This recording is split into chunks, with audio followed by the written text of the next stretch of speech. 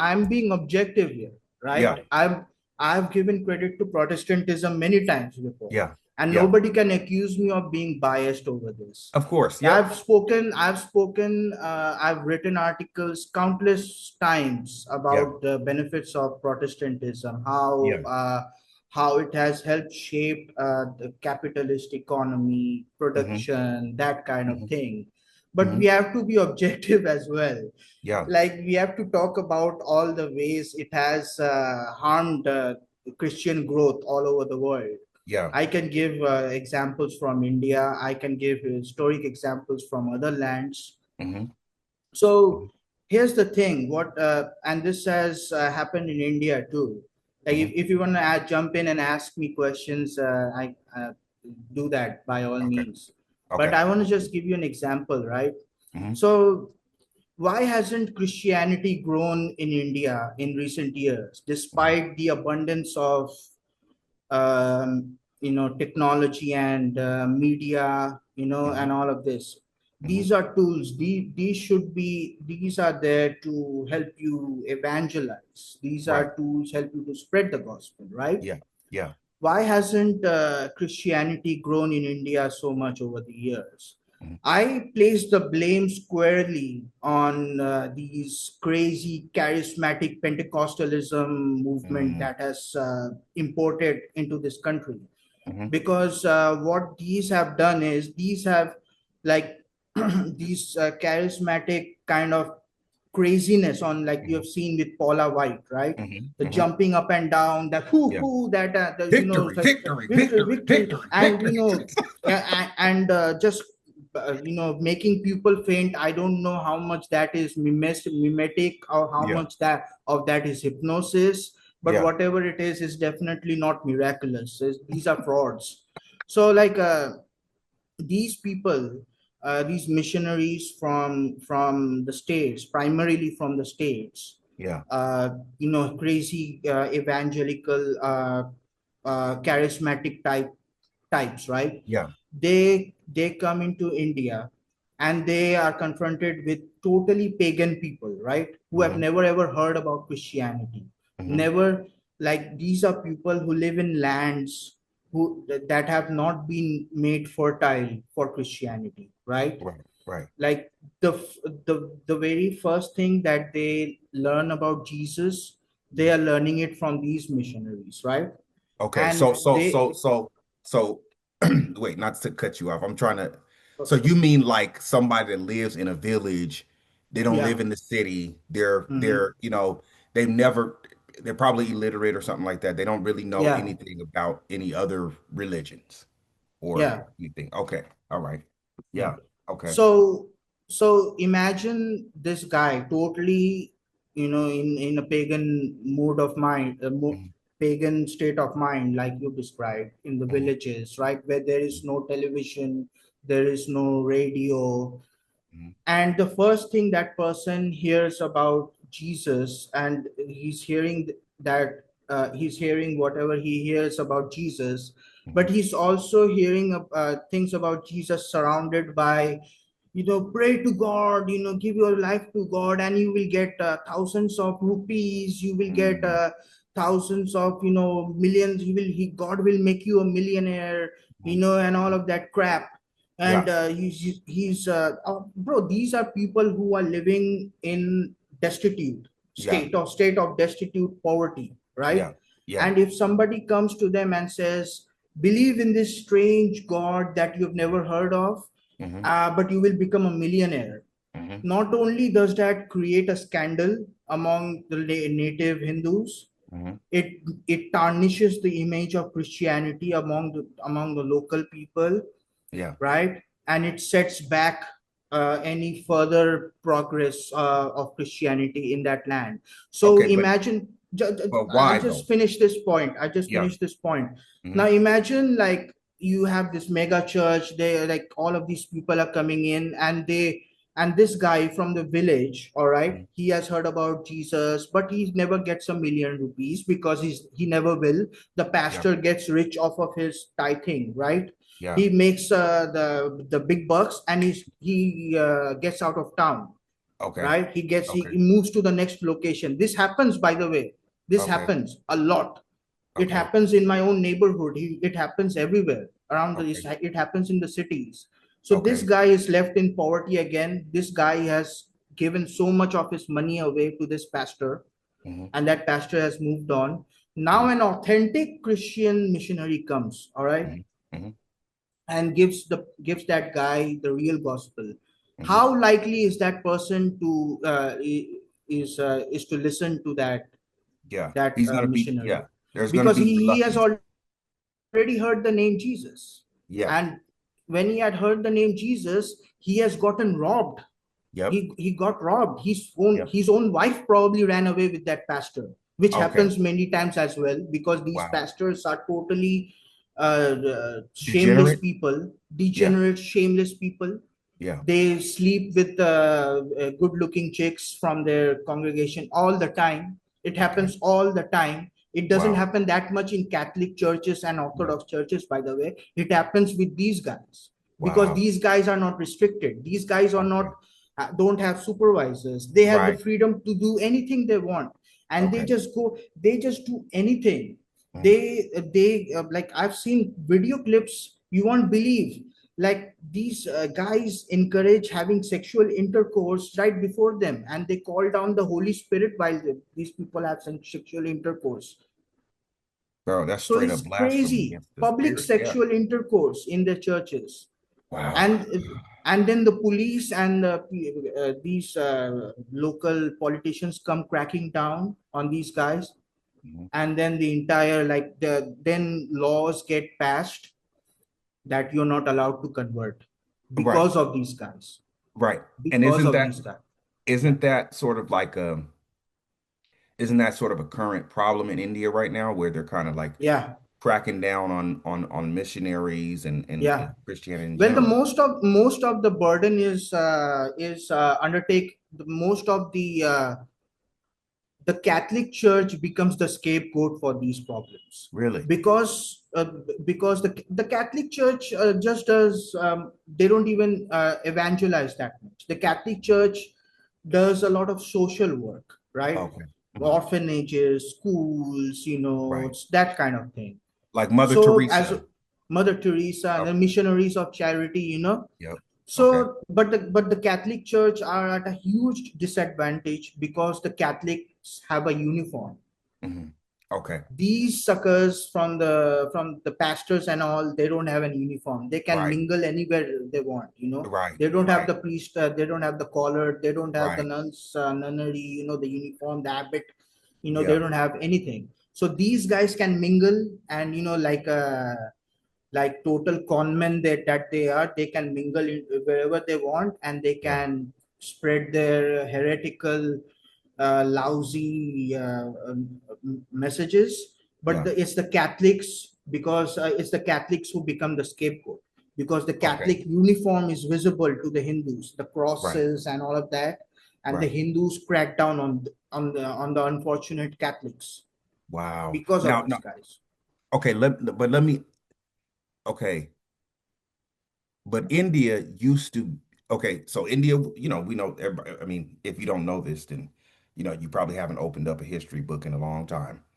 But India was a colony of Great Britain, right? Yeah, And they are, with I mean, yes, there were Catholics that came as missionaries to India, but there were also Anglicans, right? yeah. Or whatever they call it, Anglicans or Episcopalians. Anglicans, Freemasons, that kind Okay. of thing. Okay, right. Yeah. Now, were were they doing were they doing were they doing the same thing as these evangelical Christians were doing, or were they No, kind they, of they weren't doing the same thing, but they also did a lot of harm to Christianity. okay? uh you could, like, I've been fair to be fair to the British. I've spoken about the positives from the British, Hmm. Shannon, that I've did many times, right? Hmm. Hmm. So we you can, like, anybody is listening, they can go back in past episodes. We've talked about Yeah, the positive effects of the British Empire, yeah, and uh, but at the same time they did tremendous harm to Christianity, in the sense like they would discriminate a Mhm. lot between the natives and the colonizers, right? Okay. So in that sense, like their Christianity, the Christianity that the British brought in, Hmm. was packaged along with imperialism Okay. and all of that thing that was a part of the British Empire. Right. So whatever, like if you Shannon wanted to go to India in the 19th century, Hmm. and you wanted to evangelize Hmm. amongst the natives over there, Hmm. you would not be able to do it without the embeddedness of the British Empire, because you had to get clearance from the British administration, Okay. and the British administration, a lot of the anti-Christian laws that are in the Indian Constitution, not in the Indian Constitution, but like for example, the laws about forced conversion, right? Hmm. Those weren't unique to the Hindus. Okay. Those were developed from British times, Okay. right? Okay. And the reason was the British had a lot of restrictions on missionaries that were coming in from Europe or Okay. elsewhere. Only British Empire authorized missionaries were able to work in India, Okay. and the condition for that was, if you're going to spread the gospel in India, you better do it in the way the British Empire would prefer it, Hmm. Okay. but with the package imperialism and all of that. Yeah. And if Yeah. you were working outside the administration of the British, Hmm. you were totally on your own, Okay. because that was uncharted territory. Okay. Like there was Okay. languages, unknown languages, all of that. So there Right. were there was very So like it volatility. Yeah. yeah, it doesn't so it really doesn't have anything to do with spreading the gospel. It's more about spreading the British Empire's Yeah, influence. like how a lot of people say, the white man's burden, that Hmm. thing. Not to sound too lefty about this, Yeah, yeah. but the white man's burden was like Rudyard Kipling and all of that. We Right. have to civilize the Yeah. savages, that Yeah, kind of yeah. thing.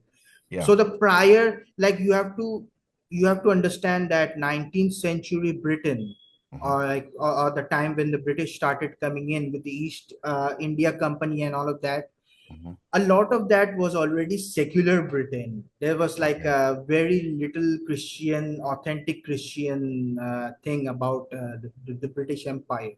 A Right. lot of it was like a strange mixture of Roman civilization Okay. and Freemasonry, Okay.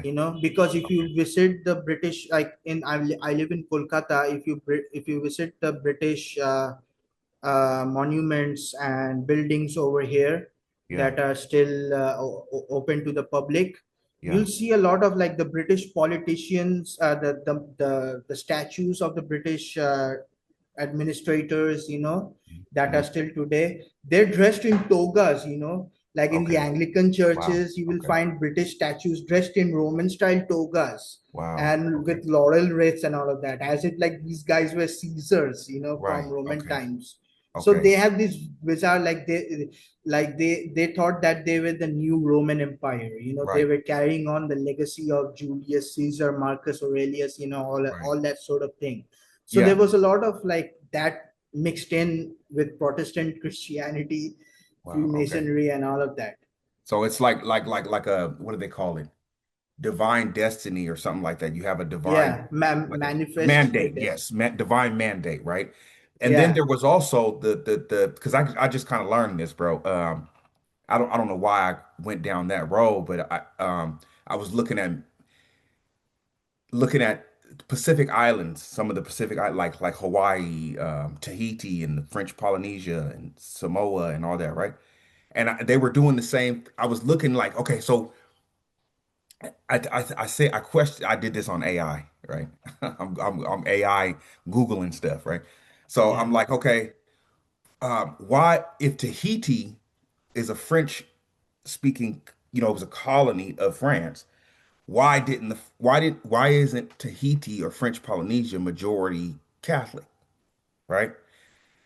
So it said, well, it's because the British got there first, yep, right? And they did the same thing in Hawaii. So when the yeah, British would get somewhere, the way they would outlaw Catholicism is they would get close to the royals, you know, yeah, and they yeah, would kind of coerce them or like, manipulate them to ban yeah, Catholicism. To say yeah, if we're here and we do for you and you have partnership with us, you yeah, can't have you can't you have to outlaw or prohibit Catholicism, right? yeah. And I think that that was it was a fear because I mean the British have always, let's be frank, the British have always had a fear of Bro, I'll Catholicism. tell you one thing. The British had a lot to do with the damaging the reputation, damaging the image of Christianity Yeah. in lands like India, in Hmm. lands like the islands that you spoke of. Hmm. Hmm. Uh, like a lot, we often like to speak a lot about Constantine, what Constantine did, Yeah. this and that, but Yeah. India had no contact with Constantine. These Right. French Polynesians had no contact with Constantine. Right. So why is it that people from these places have a tremendous amount of hatred for Christianity? Right. Right. Yeah. Well, Okay. the Now answer that's is a good. Now that's because a good point. That's a good point. Okay. Okay. So look, what?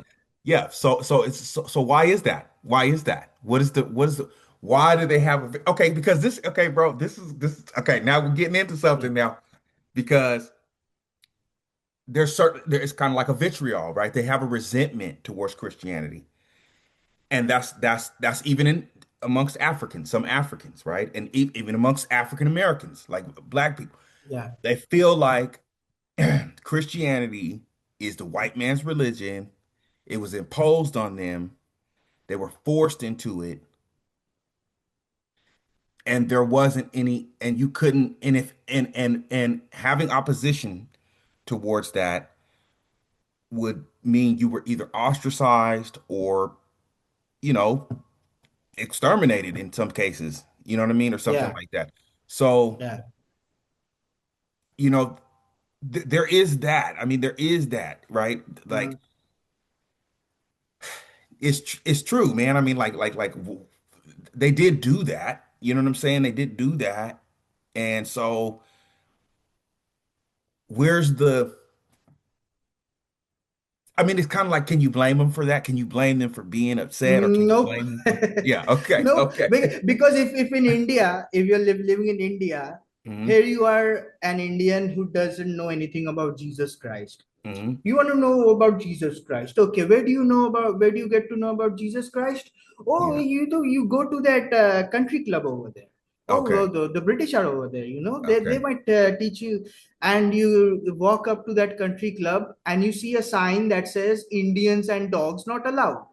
So there's Uh, your Jesus right there. okay. you Yeah. know, Yeah. there's like that. Like, can you blame them? Yeah. You can't blame them. Yeah. Yeah. You can't. Yeah. And like whatever positive, uh, uh, whatever positive, you know, what do you say, vibes that Indians have about Christianity Hmm. come from people like Mother Teresa, Okay. Yeah. come from people like the Sisters of Charity, Right. right? Right. Yeah. Because these people, and despite what the idiots like Richard Dawkins say, Yeah. who has never been outside of his mom's basement in England, these people, they never forcefully converted anybody. Right. If a Hindu died in their orphanages or elderly homes, Mhm. they would make sure that that person received a Hindu funeral. Mhm. They would make sure that a Muslim is buried according to the Muslim funeral rites. Okay. They would never forcibly convert anybody, Yeah. and they were even reluctant to convert anybody at all. Their Okay. primary focus was to do what Jesus said about Right. doing, whatever you do to the least of these, you would have Yeah. done to me. That Right. was their entire motto. Right. Right. And Right. that it's because of that Mother Teresa, when she passed away, she received a state funeral, Okay. complete with military escort and everything, when she passed Wow. away.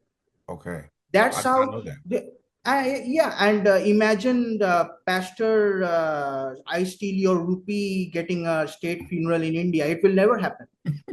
In fact, it will do more harm to Christianity than it will ever do any good.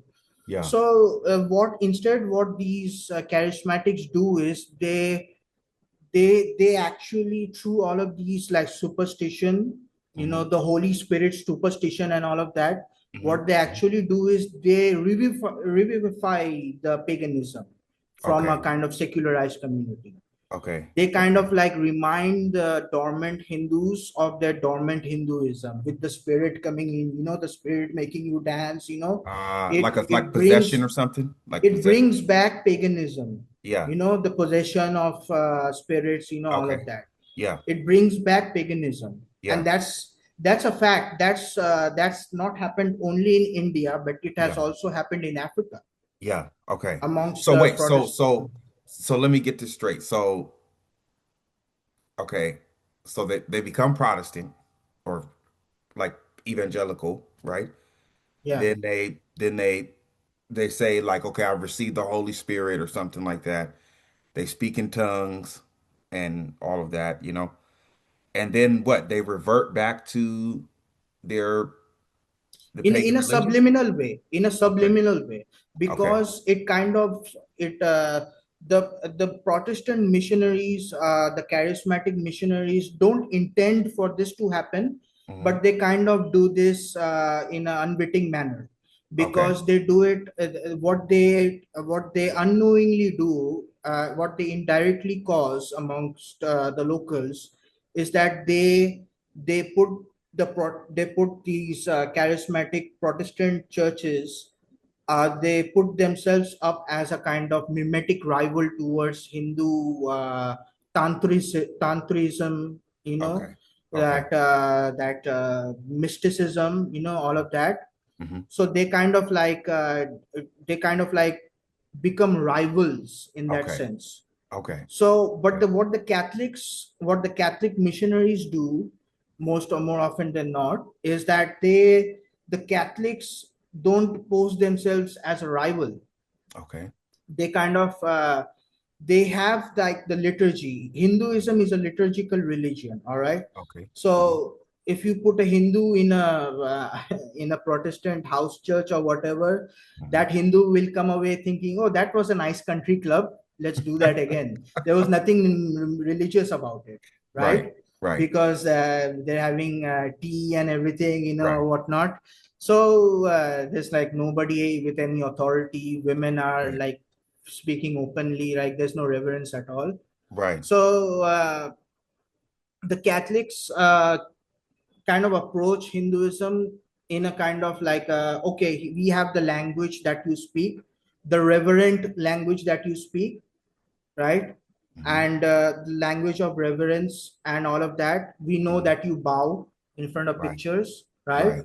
Right. we have that we have that medium set up, Yeah. but we don't give you the sacrificial violence Okay. that comes with your pagan traditions. Right. We Okay. have your pagan traditions, but we have stripped those traditions of sacrificial violence, Okay. right? Right. So instead of Kali with so many multiple hands Yeah. holding and a garland Skulls. of human heads, Yeah. right? Yeah. We have John the Baptist, who is holding his own human head, right? Okay. Self-sacrifice. Yeah. So we're teaching Yeah. you through iconography, Yeah. right, that you don't have to cut off any human heads. Yeah. You just have to lay your life down for your neighbor, like John Yeah. the Baptist has done over there. So Yeah. this Wow. Okay. has, this is why, and I want to talk about this because this is very important. Yeah. This is why in Tokugawa, Japan, in the Hmm. medieval times in Japan, Hmm. there was a sensational spike of Catholicism Okay. amongst Japanese people Hmm. before it was violently purged by the shogunate over there, right? Yes. Hmm. You've seen the movie Silence by Martin Yes. Scorsese. Yes. So prior to that, it was spreading like wildfire. Hmm. Kings and princes were had converted to Catholicism. There Yeah. was a huge conflict called the Shimbara Rebellion, Okay. which was like Catholics defending themselves Right. against from being wiped away. So Okay. that's a fascinating thing. But why did Catholicism spread like wildfire in a place like Japan? Hmm. Because the European missionaries, the Dutch and all of the British were already interacting with the Japanese, but the Japanese never thought anything of Protestant Christianity, because the Protestant Christianity was stripped off of Right. all of that.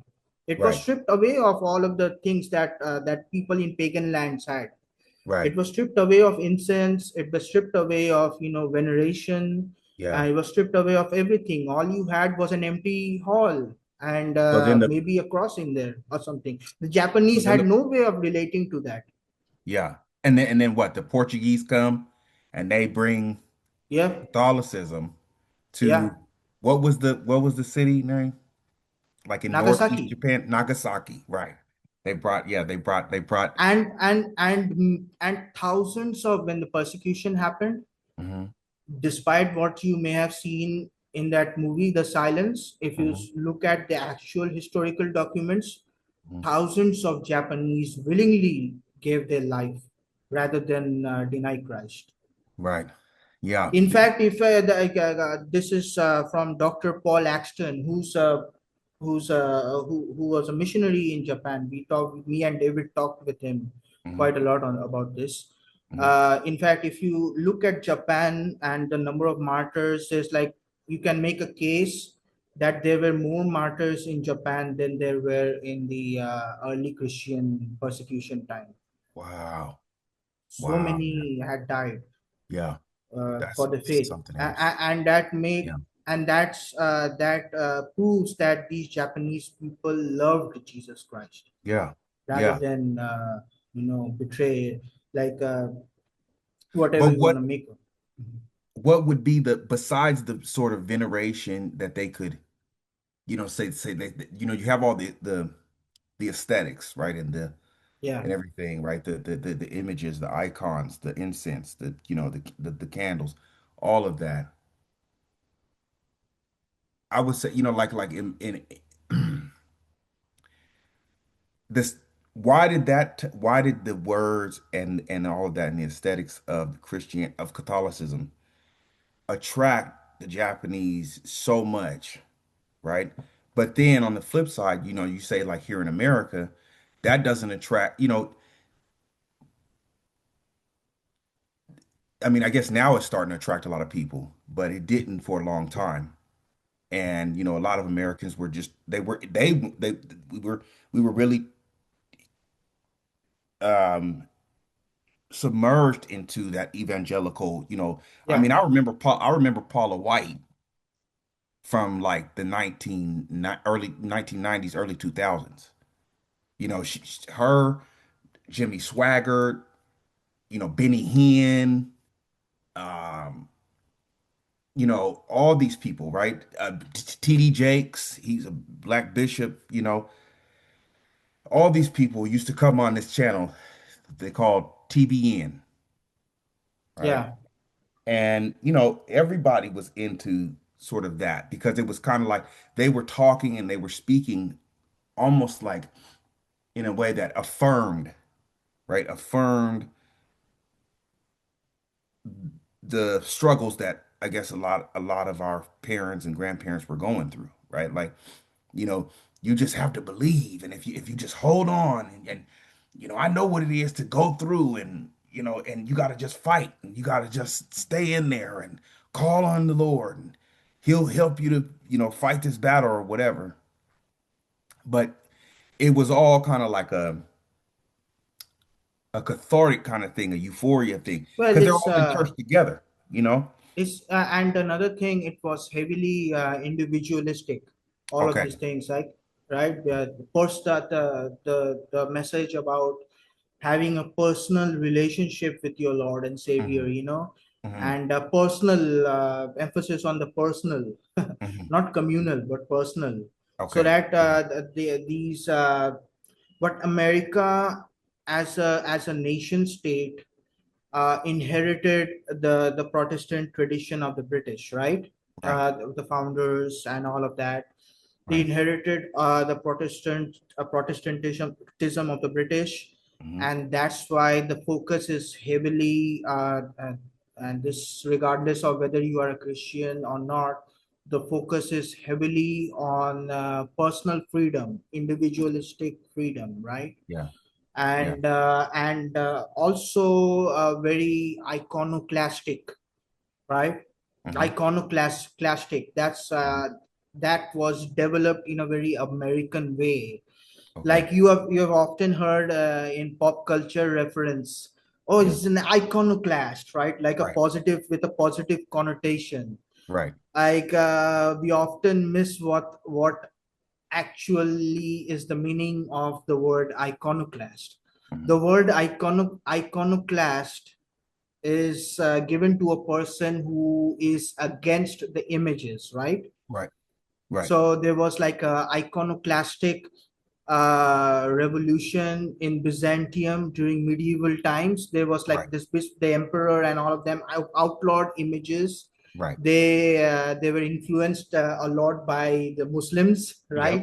Yep. They thought Yep. like this emperor, he thought that. And I don't mean to go off on a tangent here, but Hmm. I'll come back to what you were saying. Hmm. So this emperor, he was losing a lot of battles to the Muslim forces, right? Hmm. Hmm. And he reasoned from some influence from Muslims. He reasoned that the reason they are losing these battles is because the church in Europe is committing idolatry, but the Muslims are correct; they're not committing idolatry. That's why Hmm. they're winning. So from Yeah. that, the emperor and his noble associates and a lot of people in the church, bishops, high-ranking bishops, Hmm. joined this iconoclastic movement. Okay. And it was during this time that Saint John of Damascus wrote against these iconoclasts, and he wrote defense of icon veneration, right? Yeah. Yeah. So what is iconoclasm? Iconoclasm is the opposition to images. Hmm. But the word icon itself is found in the Bible. It's in the New Testament. Really. Those places where Jesus says, it's talking about, or in the Bible where it says God made man in the image of himself, right? The Yes. image, Mhm. the word for that image is icons, Okay. icon. So Okay. in the Greek the Testament, it was written in Greek. The word there is icon. So Okay. when Jesus, even when the word icon is not there, Jesus is saying, "When you have seen me, you have seen the Father." Right. Yeah. So there's like a very dynamic doctrine of iconography in there. Okay. So a lot of Protestants, when you talk to them about iconography, they will think only in terms of images and the images on the wood or whatnot. Hmm. But if you say, "Oh wow, didn't you know that you are an icon of God?" Oh Hmm. really? Okay. Well, I Yeah. mean, so Yeah. but Yeah. here's the thing: when you become against iconography, it automatically implies that you are going against human beings as an image of God. So that's Okay. where Wow. atheism starts to come in, Okay. Okay. right? Okay. Okay. That's how Yeah. atheism starts to come in. That's how individualism starts to come in. It Okay. tarnishes the human being's image. It opens up the human beings so that you can make mockery out of it. You can Yeah. ridicule it. You can destroy the image a countless times Right. in movies and whatnot. Right. And you will have no remorse about it. So Yeah. that's how like this got seeped into American culture, this Yeah. iconoclasm, Yeah. right? But things started to turn around when Catholics started to come in Okay. America. Yeah. And and a lot of like, and this is like very funny to me when a lot of people say that America is intrinsically a Protestant culture. Hmm. Yeah, right. One of the some of the most famous writers, movie makers in America have been Catholics. You Right. think those Catholics have not, contributed a little bit of Catholicism into your culture, Right. right? Right. Right. And Right. like made some of your culture, and it's Yeah. just like a low IQ kind of Protestant anthropology that kind of makes you come to the conclusion that America is not influenced in some way by Catholicism. Right. It's stupidity, Yeah. because Yeah. the most famous writer from the South, Flannery O'Connor, is a Mhm. Catholic, Okay. Right. Right. Right. right? Martin John F. Scorsese. Kennedy, Yeah. the Kennedys, right? Yeah. So, Yeah. like, who's the most famous president in America? You think his Yeah. Catholicism, family's Catholicism, Yeah. might not have seeped into the culture a little bit? Yeah. So it's just like like a good example. And Scorsese, you brought up a Hmm. very good illustration of this. Hmm. Watch his movie, The Gangs of New York. Hmm. You'll see what America was like back in those Yeah. times. Yeah. Yeah. The so-called natives, which were Protestants, Yeah. were persecuting the Catholics coming in from Ireland Yep. and Italy and all Yep. of these places. Yep. So Yep. that was the original America First movement, back in those times. So No, no, let's not say America. They're MAGA. They're MAGA. whatever, so like you think those kind of conflict, you think those kind of interactions may not have contributed a little bit of Catholicism. Oh, Yeah. let's not forget the big ass Hispanic community that Right. happens, Catholic Hispanic community that Right. happens to live in America. You Right. think they Right. brought Protestantism from their lands into your land, you know Right. Right. Right. Right. Yeah. Yeah. That's an some of interesting the point. like the most successful Christian filmmakers in Hollywood have been Mhm. Catholic. That Yeah. is indisputable because Yeah. Catholics know iconography. Right. They know the principle of telling stories through Yep. images. That's Yep. why Passion of the Christ. That's why Martin Scorsese's movie. That's why The Godfather. That's Right. why all of these things, like Hollywood. You could even make a case that Hollywood is run by Catholics. Like back in the 50s and the Yeah. 40s, the Yeah. major censorship that was in place in Hollywood Hmm. was were Catholic censors. Hmm. That's why you didn't have sex scenes in movies back in Right. those times. You didn't Right. have kissing for more than 5 seconds. Yeah. You know, Then all a of then these a things were Catholicism. All of these censorship were Catholic censors. Yeah. Then another group took over, right? In Hollywood, Oh, we all know. huh? Well, I mean, like, like, It was the like, Buddhists. It was the Buddhists, sir. It was the it Buddhists. was, yeah. Well, let's not like we want to stay alive. Like, All right. we don't All want right, to yo. be. Okay, but that okay, this takes us to my last question though, because here's the thing I want to ask.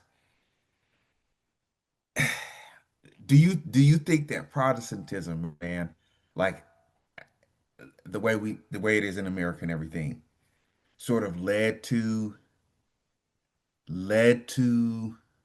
ant the anti-Christian movement, Well, yeah, sort of, it's iconoclastic. It's yeah, an iconoclastic tradition. yeah. So by definition, it's anti-image of God, Hmm. anti everything. So that was That's so why, that so you think that led to the kind of progressivism and the yeah. atheism and the liberalism that we have? Like, see, again, I don't want to like, I don't want to make Protestants the scapegoat of the entire thing, but it is what it is. Like, Yeah. okay, like Okay. Christianity, the aesthetic aspect of Christianity Hmm. has a lot to do with the growth of Christianity. Okay. because human beings are a sensory creature. We don't like to just, we're not all bookworms, reading in Right. our own libraries. A lot Right. of people are don't even know how to read and write. A lot of Yeah. so-called educated people don't even know how to read and write. Yeah. So people get a lot of it from movies. They got Yeah. get a lot of it from images, from Hmm. paintings, from the visual medium. So Hmm. when you cut off that visual medium, you are automatically handicapped. And Okay. Protestantism is a kind of, unfortunately, like, I don't want to, like, again, bash them, but it is an handicapped form of Christianity.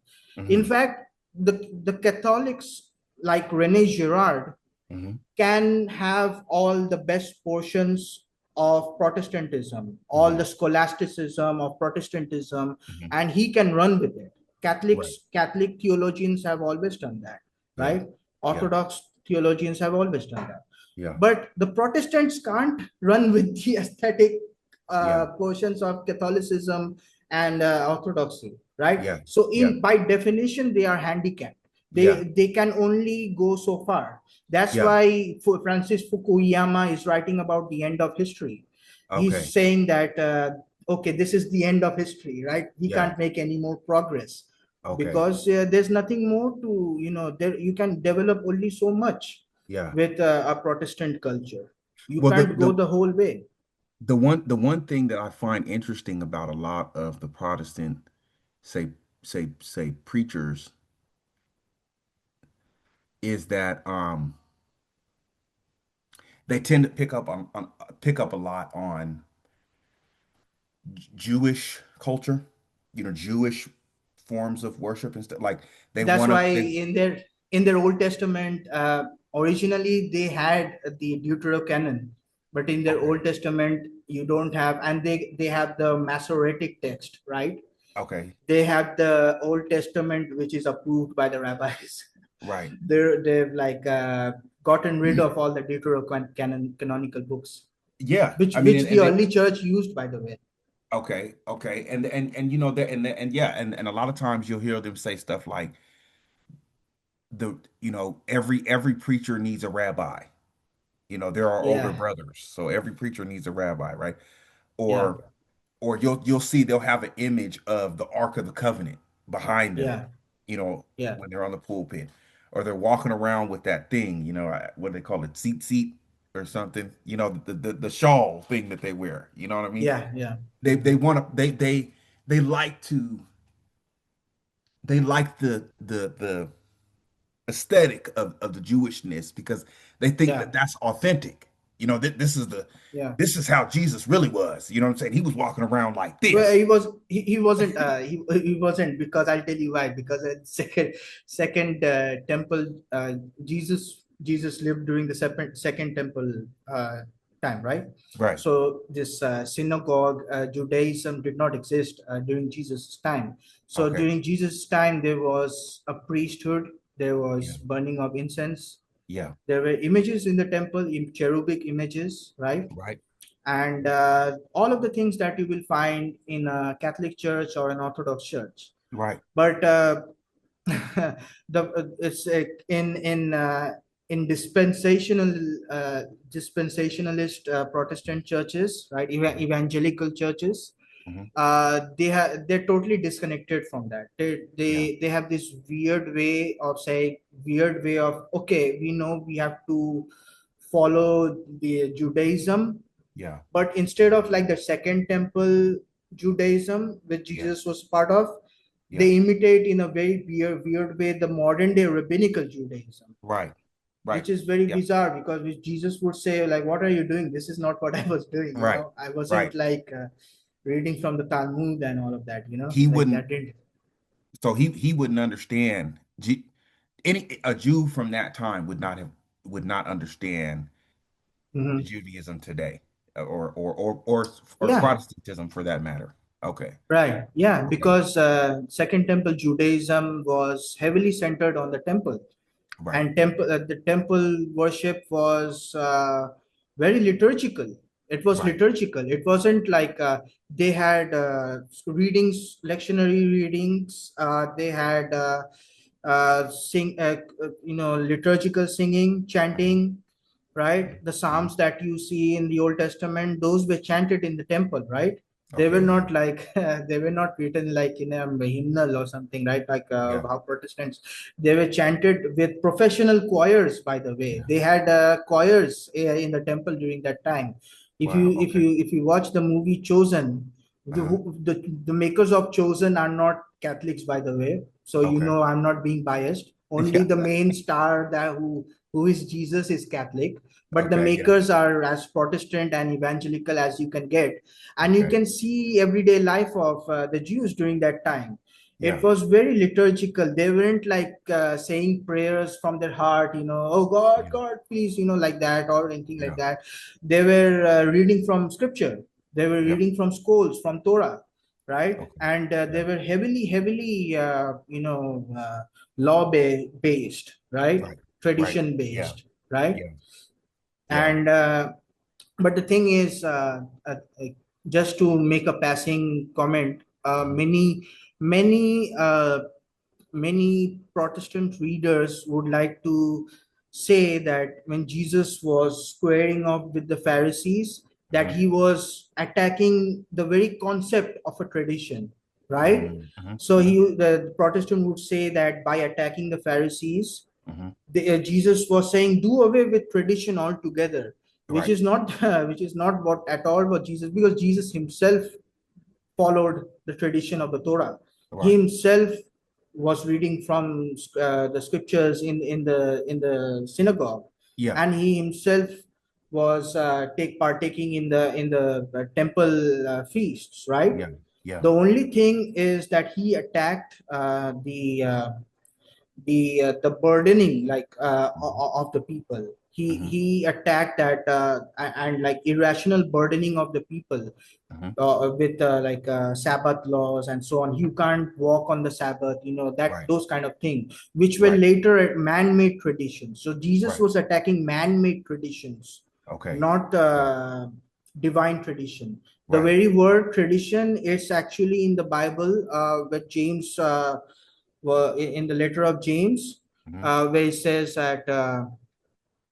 Uh, like in many Protestant, I don't know the exact verse, so please forgive me, but in many Protestant translations you will see the word teaching Mhm. instead of tradition, but the Mhm. word there is tradition. So like Okay. when the apostles are saying, be sure to follow the traditions that you have been taught, Yeah. but in Protestant translations it's substituted for teaching, right? Wow. Okay. And Okay. the word I did tradition not has know that. been taken out. So there's a lot of things like even in the King James version, Yeah. like the translators actively try to undermine the Virgin Mary, right? To Mm. make her as if like in those passage in that passage where Jesus says, "Those who follow my commandments are my mothers and brothers." Mhm. But in the King James version, in that text, they undermined that. They made it appear as if Jesus was like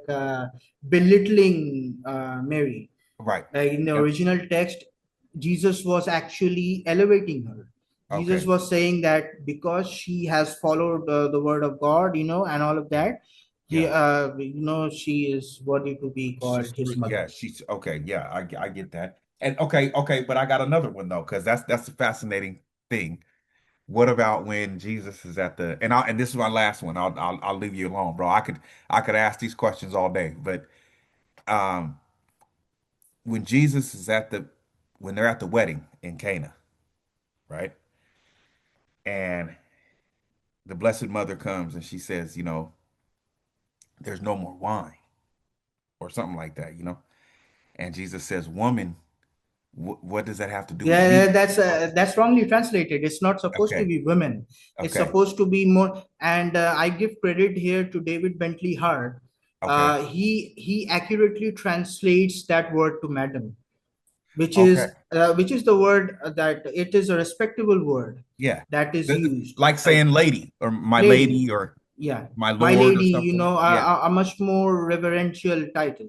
Yeah. But in these Protestant translations, you'll see woman, you know Okay. As like Okay. Jesus said, well, what you want to say, woman? Yeah, yeah, That. yeah, yeah. Well, You- that's the way you perceive it, when you read it like yeah, that, because he's like saying woman, and it sounds like, okay, so he's he's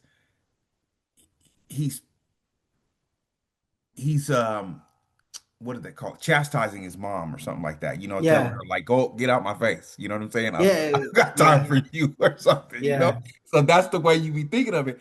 And I think I used to think that, like, why would Jesus say that like that? Talking to his mom or Hmm. whatever. But you know what? There is there is a part of it though where Jesus does sort of separate from his mom. It's kind of like, Hmm. because a son has to do that, right? A son has to separate himself from his mother in order to live in the Hmm. world as a man, right? To become a man, right? Yeah. Like sort of like you have to sort of like push away that motherly, what is it called? Like, Devouring sheltering. mother. Yeah, Yeah. yeah. You know what I mean? Well, So, well, let me gently push back on that. okay. Uh, I would say that Jesus did not push away the motherly overbearingness of his mother, Hmm. because there's no indication Hmm. in the scriptures that Mother Mary was any kind of overbearing kind of Yeah. parent. In Yeah. fact, quite the opposite. Right. She was perfectly obedient to God, Okay. and Jesus. She knew that Jesus was God. Right. So She already had the, she already had the yeah. kind of a perfect motherliness Okay. about her, Okay. and Okay. Jesus Yeah. did not push her away Yeah. on the crucifixion, on the cross. When he was looking down and seeing his mother, Hmm. he said to her, uh, mother, where is your son? And Yeah.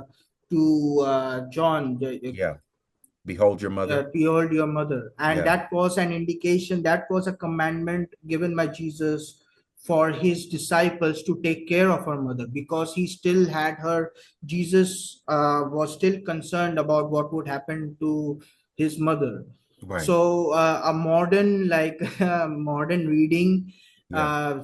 would say that, oh, like when you turn 18, you're out of the house, Right. and Right. you Right. Yeah. never Yeah. come and look at your mom who's gonna die alone. Yeah. No, that was not Judaism, Judea during that time. In those Okay. times, people did take care of their parents. Yeah. They even lived in their parents' houses. They did not. Okay. They were not Americans. Like how Yeah. when you turn 18, you get out of the house and get you a woman. Date around. That kind of thing. That's Yeah. an alien concept, and that's like a false reading of. You'll go, like, for this reason, a Yeah. person like will separate from his mom and Yes. cling to his wife, Okay. but Yep. they kind of make it out as if like, okay, now we gotta have separate house, Right. Right. as if Right. like you gotta stop taking care of your person. Jesus Yeah. actually rebuked the people who, especially the Pharisees, who were encouraging children to abandon their parents, taking care of their parents, you Wow. know Okay. because Okay. when Jesus rebuked their parents, the money that would be used to take care of their parents, but the children can sort of like wiggle away from that and say, Mhm. this money, I can't give you this money, I have to give it to the temple. This money is Mm. now korban, that passage Mhm. from the Gospels. Mhm. Jesus rebuked the Pharisees for encouraging that kind of a mindset, that you break the commandment of respecting your father and mother by encouraging that. Ah, So okay. Jesus knew that it was a respectful, like, it part of respecting your parents is taking care of your mom and dad as they age, Right. and as they become older, not Right. forsaking them for marriage or whatever. If you Yeah. become married during those times, you had still had to take care of your mom and dad, which is Okay. Okay. was the Commandment. normal culture and commandment during those Yeah. times. Wow, man. Hey, bro, I'm learning a lot today, brother. You know That what I'm saying? I'm learning a lot, man. You know what I'm saying? I thought I knew the Bible, brother. You know what I'm saying? Yeah, I mean, like, I'm giving a very rough explanation, not very Yeah, academic explanation. I'm not very yeah, good at doing that, but it's very simple, right? Like, if you have like, it's not very hard to figure out. Like, what I'm yeah. saying is not really like a theological thing. Jesus did very clearly, explicitly say that he condemned the Pharisees for breaking the commandment to, Hmm. Hmm. encouraging people to break the commandment of disrespecting their parents by not taking care of them, Yeah, and by getting those people to divert the money that would be used to take care of the parents towards the temple, towards right, themselves. right. Self-aggrandizement, right, of the Yeah. priests and stuff. So Yeah, yeah, man, but this is like a interesting. modern, like remember, in modern times where Hmm. we have like this growing American monoculture, right? Hmm. We often think that the family means the nuclear family, Yeah, as if like people during those times lived in a very, they didn't live in a nuclear family state. They lived yeah, in joint families. It right. was not just the parent, that they didn't live just with their wife and kids. They lived Yeah, with their parents and the extended family, the parents, brothers, and the cousins. right. They would Yeah, all live together. yeah.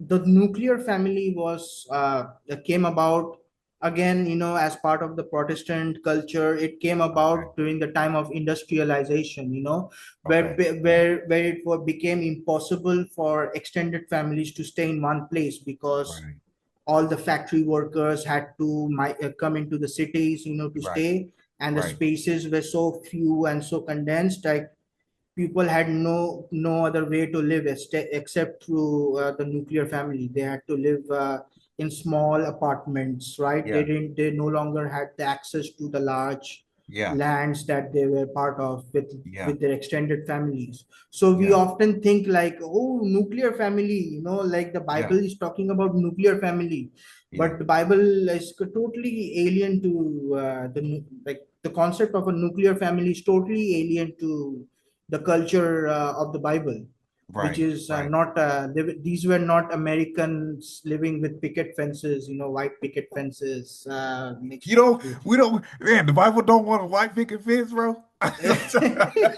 They didn't the Bible, they didn't have like the American flag outside the homes, and like we all Yeah, have read so much of our own current, yeah, crap into the Bible. When reading, we yeah, scarcely keep in mind that this was a culture that was thousands of years old, yeah, yeah. like it Which, was but very alien. I think culturally, we also don't pay attention. I mean, it wasn't even like that in the early. It wasn't like that in the 19th century either. Like you said, I think that's a Yeah. Protestant, Well, more in the late 19th Germanic way. century, yeah, in the Yeah. late 19th century, in the Western European lands, Hmm. uh, you had industrialization, right? Hmm. Hmm. And with industrialization, soon after, you got feminism. Why? Okay. Because you needed women to join the workforce. Women could no Okay. longer be the Right. housewives. Right. Right. So Wow. uh, all of these things are interconnected. Well, because and I'm just thinking here. There's there's this movie, the Disney movie. It's called Encanto. I don't know if you've ever seen that. It's about a girl who, whatever, but they're in Colombia or something like that. They're in South America, right? And you know, they all live in the same house. The whole family, the aunts, the cousins, the brothers, the brother-in-law, Yeah. the Yep. kids, they all live in the same house. Now, Hmm. to my mind, because I'm an American and I have Yeah. even though I'm black, right? And this is the thing. I used to think that was awkward, but my family in the South, it was the same thing. They all lived on the same land. They all communed together. They would eat dinner at the same time. They would work at the same Yeah. time. The mothers, Yeah. the women in the house would take care of the kids. The fathers would go to work. They would all come back home to the same spot, the same place, and the uncles, the aunts, all that. So I'm thinking in my mind, oh, that's just olden day shit. You know what I'm saying? That's people don't do that no more. You know what I mean? But it's Yeah, more of a cultural thing because the the nuclear family to me is more of a, like you say, industrial thing, and it's also a very kind of like Western Germanic way of living. You know what I'm saying? yeah, Like English and German and Scandinavian. You know what I mean? They do that yeah, stuff. Like, we're yeah, gonna how are you? I'm good. How are you? Okay. You know what I'm saying? yeah, Did you mow your lawn yesterday? Yes, I did. Did you? You know what I mean? So, yeah, but to me, that's normal. That's normal, right. in my mind. Like, that's the way it should be. Like, I have Well, I my mean, thing. it wasn't normal. Like, just go and watch some of the movies from the 70s. Mhm. Watch especially the movie. Have you seen The Godfather? Yes. Uh, Yep. so remember the very first scene of the movie. That movie tells you the entire story of America.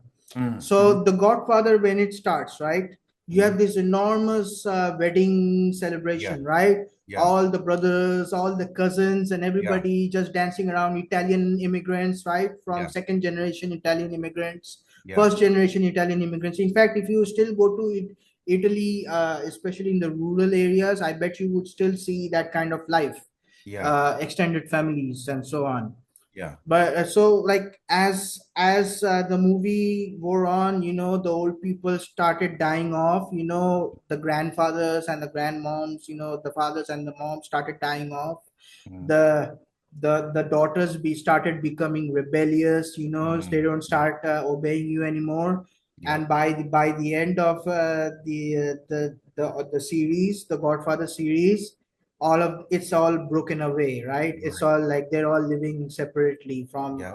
away from each other, Yeah. because of so many things, because of industrialization, because of dysfunction in the family, Yeah. right? Rebellious spirit of dysfunction in the family, so Yeah. many things, right? Yeah. So it kind of like it's the complete Godfather, the movie The Godfather. A lot of like native Protestantized kind of Americans really hate that movie because it tells you the truth. It tells Okay. you the opposite of the American dream. It tells Okay. you, yeah, you'll have all the riches, you'll have everything, you'll have power and everything, Yeah. but your family goes to the totally breaks off. Your family, Yeah. like, what was the strength of your family when you're coming into the new world? Your Yeah. family, you had the strength of family that made it possible for you to endure depression, those eras, Yeah. the crime, all of the things that were the chaos of early 20th century America. But Mhm. now you don't even have that kind of unity anymore. It's all Mhm. broken away. Yeah. You've given up the soul of your family has been given up for Yeah. power and wealth and everything. So it's the Yeah. complete opposite of The Godfather. Is the complete opposite of the Yeah. American dream. Yeah. Like, it totally Yeah. deconstructs the American dream, Yeah. totally shatters it. Yeah. I never thought of it that way because I always thought of it for its, Mhm. for I mean, it was the mob, the mafia movie, whatever, you know That's what I mean? just that's just the mob, the gangsters Yeah. thing. That's Yeah. just like the framework of what's used to tell the story. But the Right. real story is about the family, Right. like Okay. how Al Pacino, Michael Corleone, his Yeah. character, Yeah. how he has to totally, like, his descent into the underworld, and Yeah. along with that Yeah. is like he has to kill his older brother. He Yeah. has to kill his own brother Yep. to Yep. consolidate power, Yep. to preserve power, Yep. right? Yep. Yep. And also, like, it strips away the kind of lie that Mhm. you're all like Americans or whoever, like, we are all living in a democracy, Yeah. as Yeah. if like corruption is not happening, as if like your local senators are not being bought off Yeah. by nefarious gangster people. Yeah. Like, Yeah. today you don't have the Italian mob so much because the Italian mob, like, We can get into so much of this. The Italian mob declined.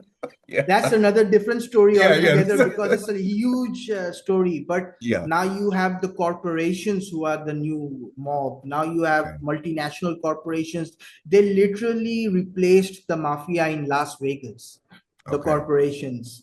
Okay. And that's where the if you've seen that movie, Casino, Martin Yes. Scorsese's Hmm. Casino. Have you seen Hmm. it? Yes, How I does have. that Yep. movie end? The mafia dies, right? Yep. But who Yep. comes in their places? The corporations, Hmm. Disney, and all of these things, and they have replaced the mafia, and now they are buying off the senators Mm. and the president.